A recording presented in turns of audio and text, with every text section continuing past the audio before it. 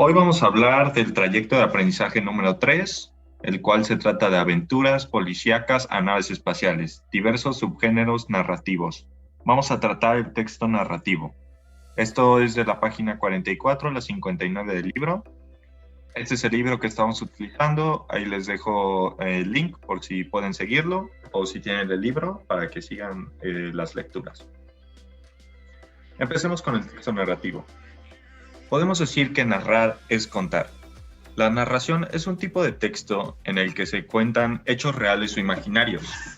Al abordar el análisis de los textos narrativos es necesario estudiar la historia y las acciones que la componen, que se refieren al argumento, los personajes que las llevan a cabo, el tiempo y el espacio donde se desarrollan, así como cómo se ordenan los elementos y desde qué punto de vista se cuentan. Estas son algunas de las características importantes que debemos tomar en cuenta, o bueno, de las cosas que tenemos que tomar en cuenta al analizar los textos narrativos.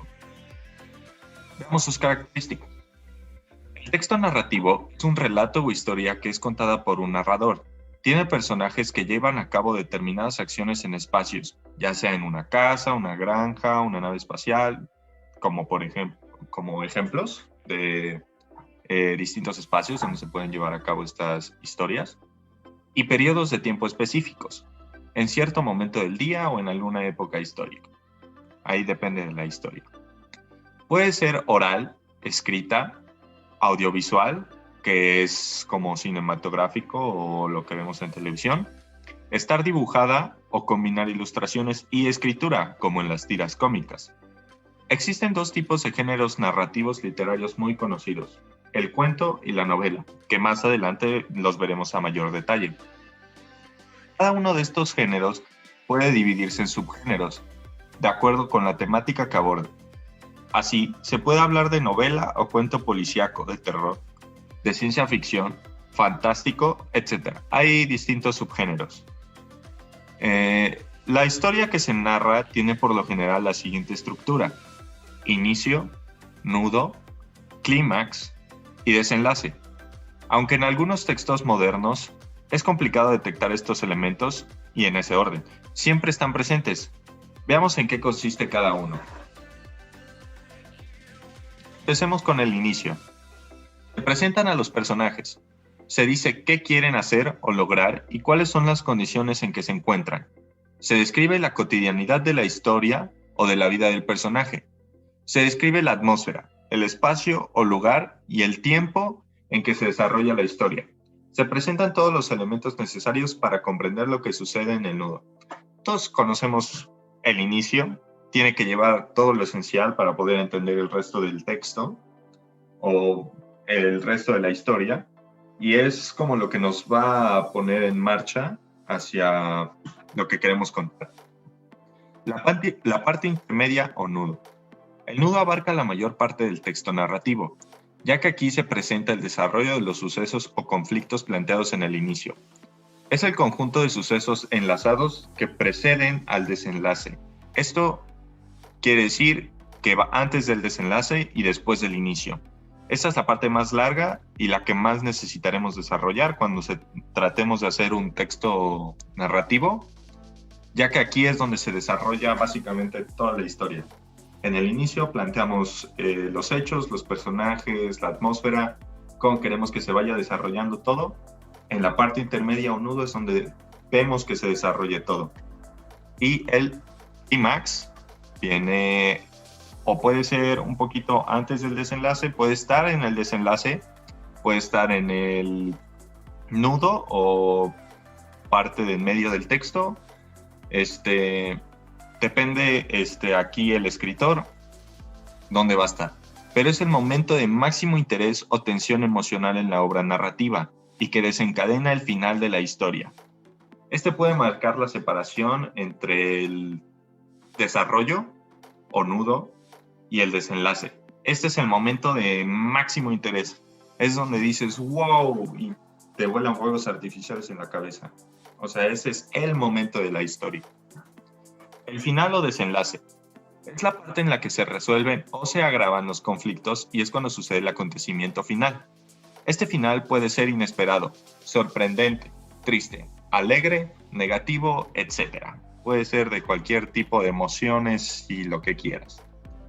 Hay narraciones de final abierto, en los cuales no se presenta una solución concreta al conflicto, sino que se menciona alguna acción o hecho que puede terminar de diversas maneras y se deja que el lector las imagine.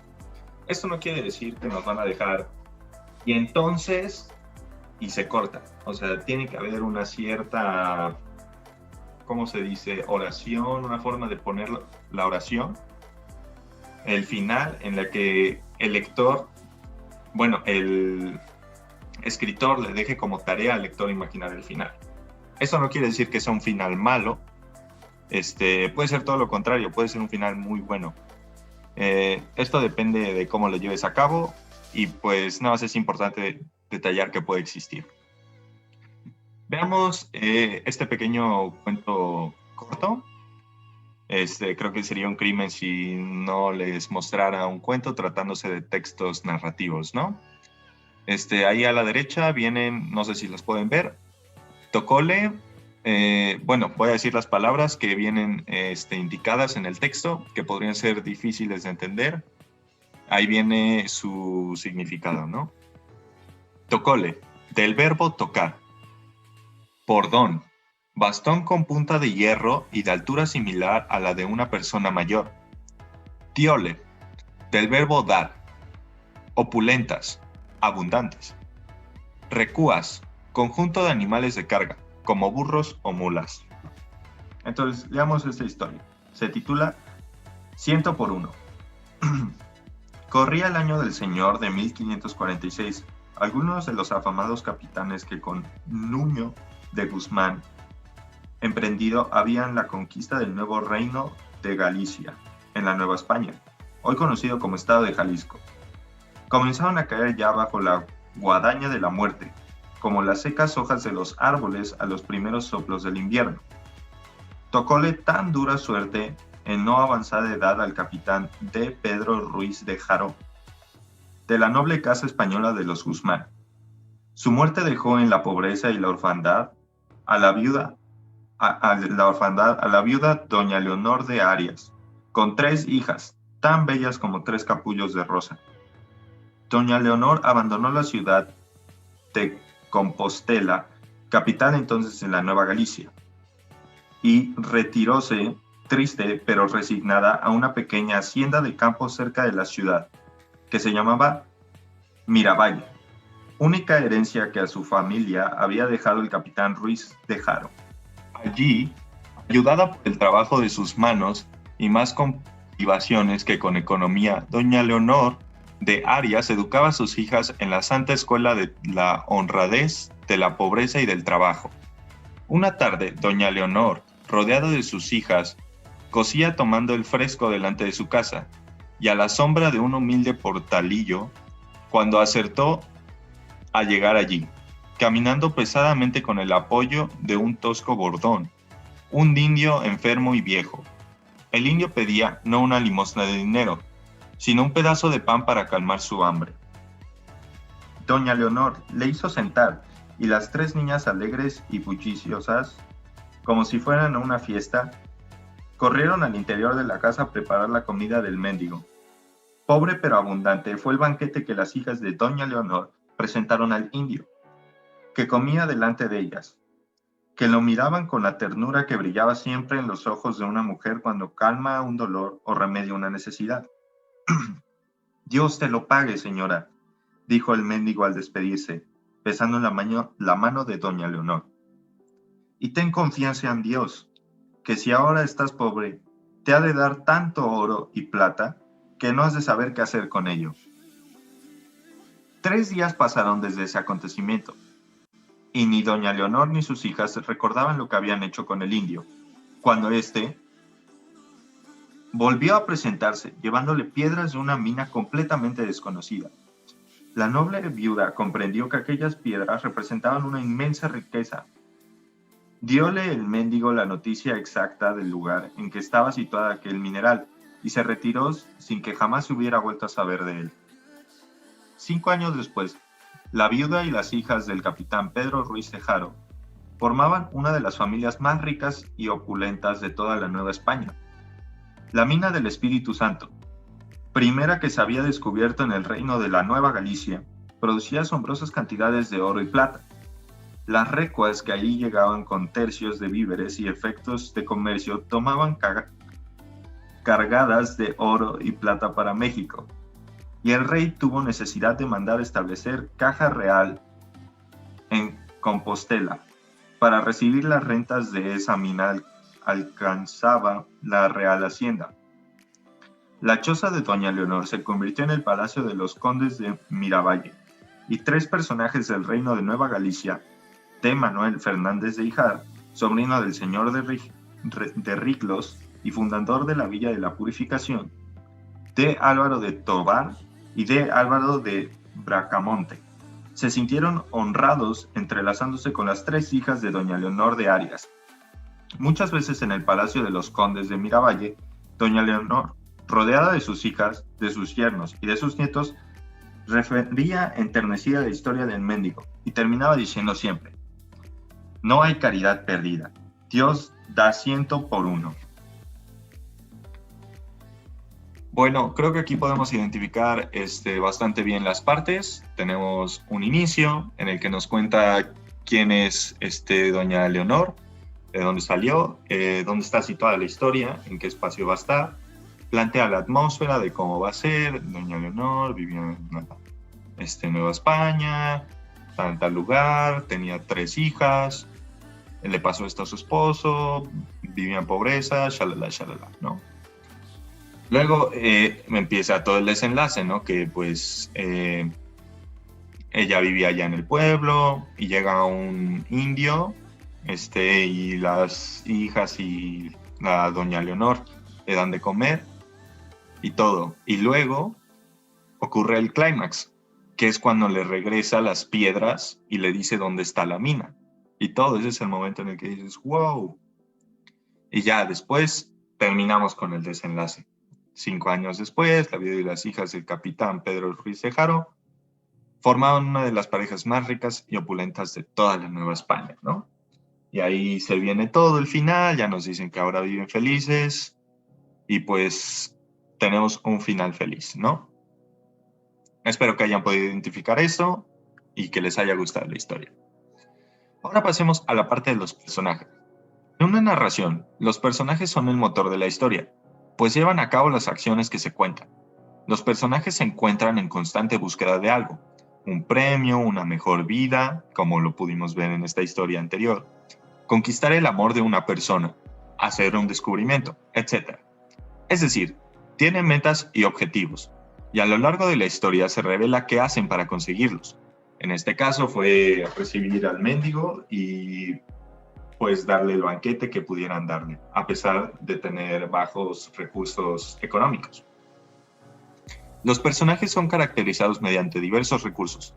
Algunos de estos los mencionaremos a continuación. El nombre. Dice mucho de la naturaleza de los personajes de una historia, ya sea por su sonoridad, si es un nombre extranjero, si es humorístico. No vamos a esperar que Don Payaso Felicín pueda participar en una historia de política dramática como el presidente de una nación, ¿no? Tenemos que nombrarlo de acuerdo a lo que vamos a querer. Esto quiere decir la parte del nombre. Es una parte muy importante. Descripción. Implica la edad y el género. Niño, joven, adulto, anciano, hombre, mujer, hoy en día otro. Características físicas. Si es alto, flaco, gordito, chaparro, moreno, pálido, lo que sea. Rasgos de personalidad. Bondadoso, violento, impulsivo, tranquilo. ¿Cómo se va a comportar nuestro personaje, no? El comportamiento y la forma de pensar y de sentir. ¿Cómo reaccionaría a ciertas situaciones? Y hay que ser coherente con la descripción. En un momento no puede ser súper tranquilo y después lo mandamos a ser violento como se pueda. No, tenemos que ser consistentes con lo que tomamos al principio y pues mantenerlo. Características sociales y culturales. El señalamiento explícito del grupo social y cultural al que pertenecen los personajes. Si se trata de artistas, estudiantes, campesinos, médicos, obreros, comerciantes, profesores, gobernantes, shalala, shalala, shalala. Tenemos que señalar de forma explícita qué grupo social y o cultural pertenece. En esta categoría también se incluyen aspectos como la manera de hablar o vestir de los personajes, el lugar donde viven, los espacios donde se desplazan, aquí me falta una coma, donde viven, los espacios donde se desplazan, ya sea el mercado, un palacio, el campo de batalla, shalala, shalala. Los roles sociales y las acciones que llevan a cabo. Algunos roles generales en el relato. Puede tratar de héroes, ayudantes, oponentes, opositores o enemigos, donantes o proveedores, otorgan herencias, dones u objetos mágicos al héroe protagonista principal, sujetos deseados o armados, la princesa, la esposa, el esposo, el novio, los hijos, los padres, la pareja, entre otros más. Destinadores o quienes ordenan alguna acción al protagonista. Estos pueden ser como un rey que le pide hacer una travesía al héroe, por ejemplo. Destinatarios o quienes se benefician de las acciones del protagonista. O bien pueden ser traidores. Ahora veamos un poco de los ambientes. Vimos de los personajes y cómo se estructuran los textos narrativos. Ahora veamos un poco de los ambientes y su importancia. Las acciones de los personajes de una narración se desarrollan en ciertos espacios o lugares y tiempos. Estos escenarios constituyen el ambiente. Este se construye mediante descripciones de espacios físicos, de entornos socioculturales y de estados emocionales del personaje. Por eso se puede hablar del ambiente físico, social y psicológico. La descripción de los escenarios nos da información acerca de la época o momento histórico en que suceden los hechos.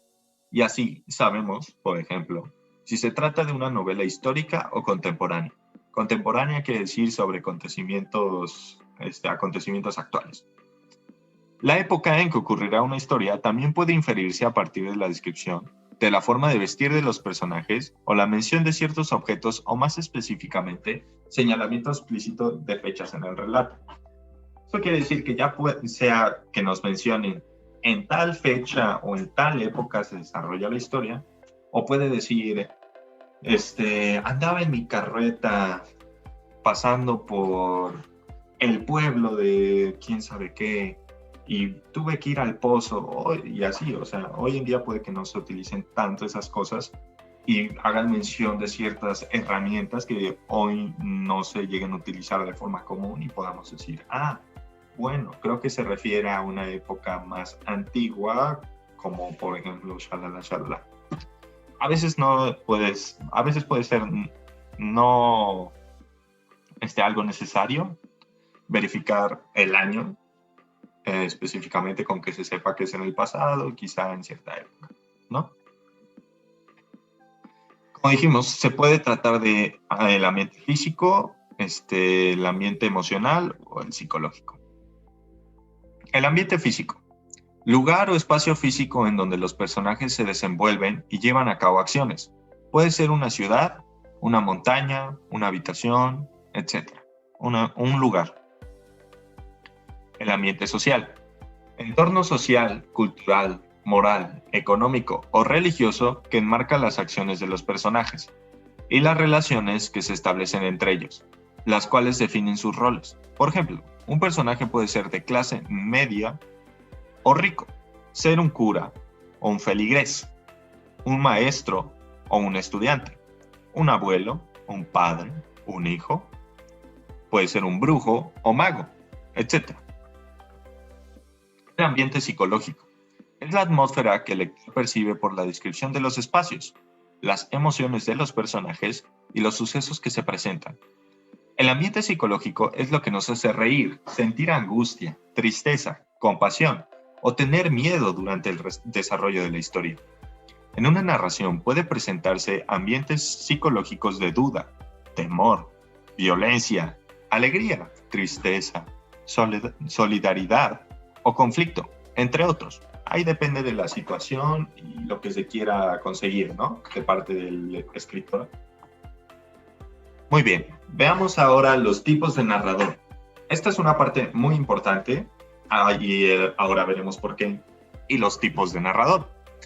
El narrador es la voz ficticia o imaginaria que cuenta la historia en un relato. Hay varios tipos de narrador. Cuando se cuenta una historia, el narrador puede explicitarse mediante el uso de la primera, segunda o tercera persona para dar cuenta de los hechos. Pero lo más importante para identificar el tipo de narrador es tener en cuenta su relación con el mundo narrado y los hechos del relato. Puede ser un narrador omnisciente. Cuenta lo que ocurre en la historia y no solo relata lo que hacen los personajes, sino que también conoce lo que sienten y piensan. Omnisciente significa que todo lo sabe y que es capaz de adelantarse a los hechos. El relato está en tercera persona. Ejemplo: Marco salió de la oficina del director sintiendo mucha angustia. Pensaba en lo peor. Como vimos, omnisciente significa que todo lo sabe y que es capaz de adelantarse a los hechos. Una persona no tendría forma, a menos de que fuera Marco, no tendría idea de cómo se siente Marco. O sea, puede inferir que se siente de una forma, pero aquí estamos asegurando que Marco siente mucha angustia y pensaba en lo peor. Él lo sabe todo. El narrador omnisciente sabe todo lo que pasa en todo momento y nos lo está contando. Puede ser un narrador protagonista. El personaje principal cuenta su propia historia. Narra la historia desde su punto de vista. Solo aporta la información de acuerdo con su propia visión, sentimientos o percepción de los sucesos.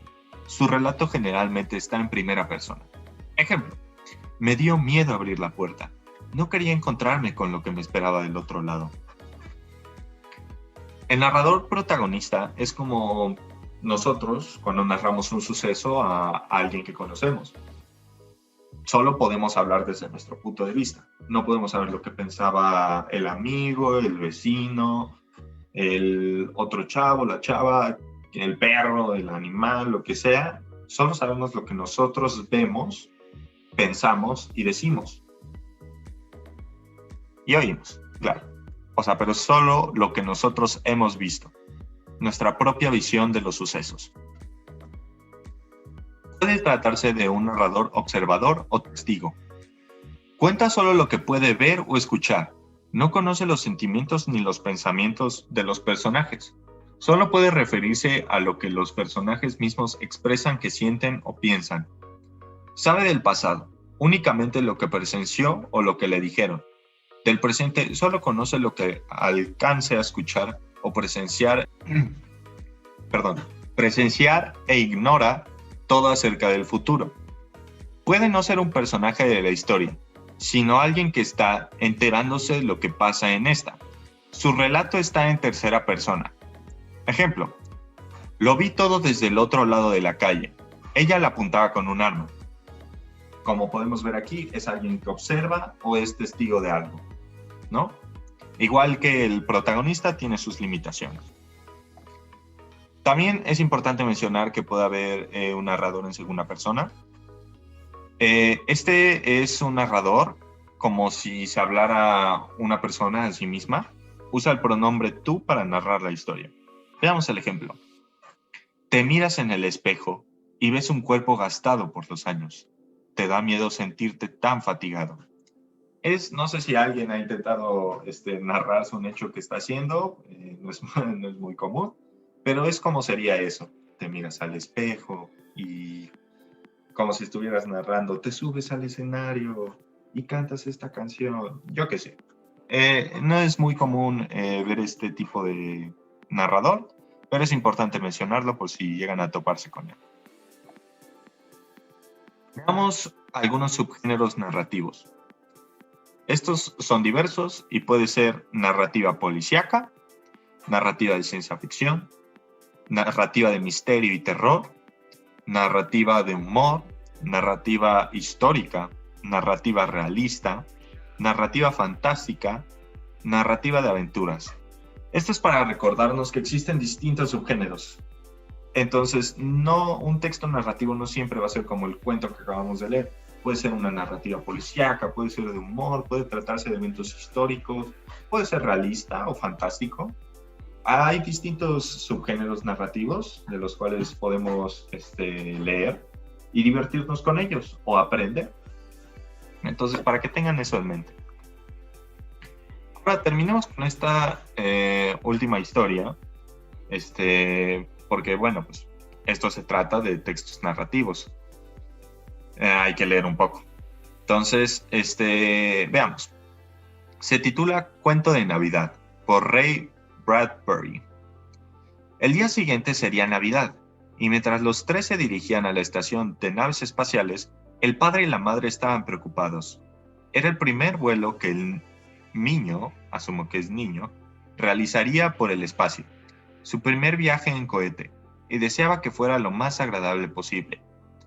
Cuando en la aduana los obligaron a dejar el regalo porque se pasaban unos pocos kilos del peso máximo permitido, y el arbolito con sus hermosas velas blancas, sintieron que les quitaban algo muy importante para celebrar esa fiesta. El niño esperaba a sus padres en la terminal. Cuando estos llegaron, murmuraban algo contra los oficiales interplanetarios. ¿Qué haremos? Nada, ¿qué podemos hacer? Al niño le hacía tanta ilusión el árbol. La sirena aulló y los pasajeros fueron hacia el cohete de Marte. La madre y el padre fueron los últimos en entrar. El niño iba entre ellos, pálido y silencioso. Ya se me ocurrirá algo, dijo el padre. ¿Qué? Preguntó el niño. El cohete despegó y se lanzó hacia arriba al espacio oscuro. Lanzó una estela de fuego y dejó atrás la Tierra. Un 24 de diciembre de 2052, para dirigirse a un lugar donde no había tiempo, donde no había meses, ni años, ni horas. Los pasajeros durmieron durante el resto del primer día, entre comillas. Cerca de medianoche, hora terráquea, según sus relojes neoyorquinos, el niño despertó y dijo: «Quiero mirar por el ojo del buey». «Todavía no», dijo el padre. «Más tarde. Quiero ver dónde estamos y a dónde vamos. Espera un poco», dijo el padre.